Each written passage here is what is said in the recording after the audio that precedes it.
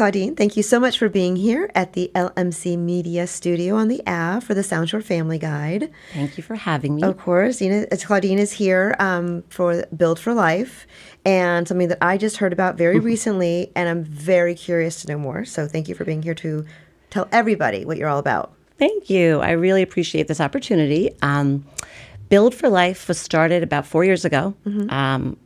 Basically, it was born out of the realization that our kids are having a hard time socializing. Or if they are socializing, they don't know how to navigate nuances. There are some kids who can come across as a leader, but might be struggling, actually. And then there are other kids who, when you drive by the playground at recess, they're all by themselves.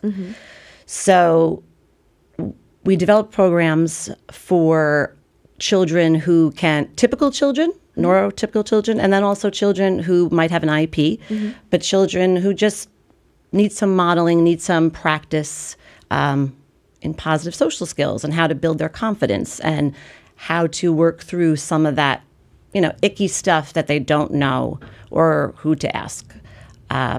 So locally, we've been in all the elementary schools at recess. Oh, wonderful.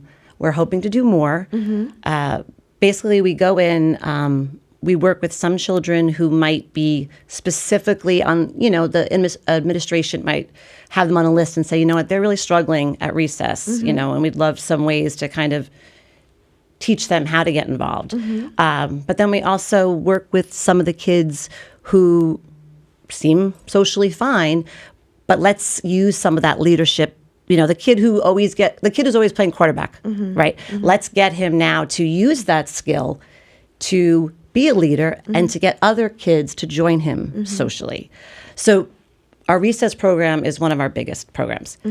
Then I run different groups. I run, which is my newest favorite, it's called the Rise Above Club, specifically for girls.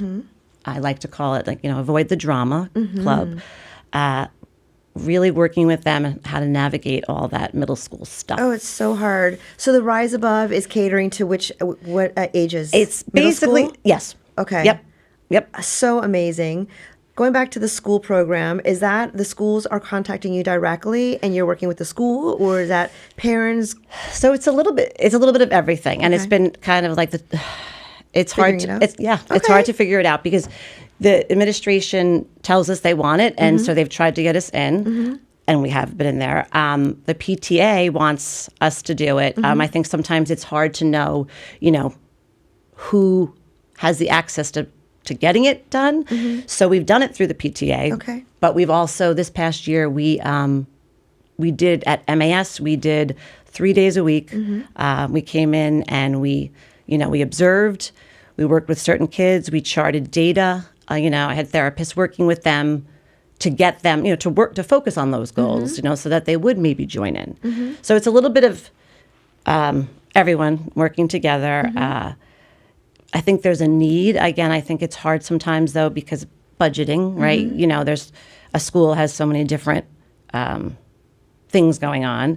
So that's something we're always trying to do, because not only as a parent myself, I hear from so many parents that they do see that their kids are struggling at recess. I mean, it's not only when they're young. It's something that just takes them through life. I mean, what a gift you're giving these kids if they can figure this out when they're younger.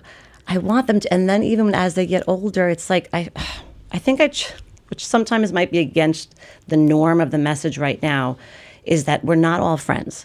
Like I say that a lot to the kids, because when they're little, a lot of times we're taught everyone's friends. Right. And I think that could become confusing because then we know as adults you're not going to everyone's party, right? And it might be hard, but you have to accept that.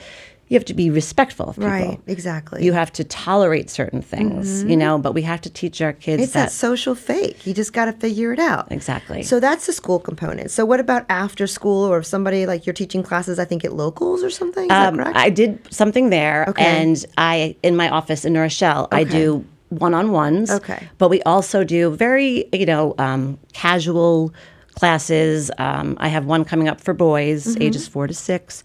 And If they want to do a little fitness, we'll do a little fitness. If they want to do Legos, it's the backdrop. It's like I find out what they like to do, and then we just kind of go through it. I want them to feel comfortable. It's not a place where they're being judged. And a lot of times I work with the parents, and I try to tell the parents, now that I'm older and my kids are a little bit older, I try to give parents permission to say, like, don't worry, you don't have to do it. Like, it's okay. Like, you're allowed to tell your child to stand up for himself and tell the other kid who's not including him, give him the vocabulary and tell him, well, I don't like the way you're speaking to me. I think parents sometimes need that permission also. They don't know. They don't know, like, what their role is as far as the social dynamic. Like, am I allowed to, of course, in high school, your high schooler is not going to allow you to get involved. Correct. But, in your second grade. What the boundaries are. Yeah. Yes. It's okay to get involved. It's okay to say, like, oh, maybe we can have a play date with our two kids, see how that navigates, see if we could help them, things like that. Right. Oh, and then we run camps. So we do camps typically just like those one-off days, like I don't run a full camp. Memorial Day, one-offs, Veterans Day, President's Day, Election Day. That's right. And we try to incorporate a lot of the local, other vendors and bring them in. It's a very laid-back camp. I always tell the kids, if you don't want to do something, I'm not going to make you do it. Okay. As long as you can be socially appropriate or try to be socially appropriate, I'm fine. Like, I'm a laid-back person, and I just think we want to have fun, but we just have to know, like, when someone walks in the room at camp, say hello. Exactly. Like, it just starts with that. Just making hello. eye contact, just saying hello, maybe hello. even a smile. Yes. We just, like the last camp, that's what we did. It goes a long way. Yeah, I was like, everyone here, I want you just to practice that. Like, how do you feel when someone does that? Right. Because when I've been at schools in the past, when I used to work in schools, I would be in a classroom and the two adults in charge of the kids weren't even saying good morning. Right. We all do. That happens to so many of us.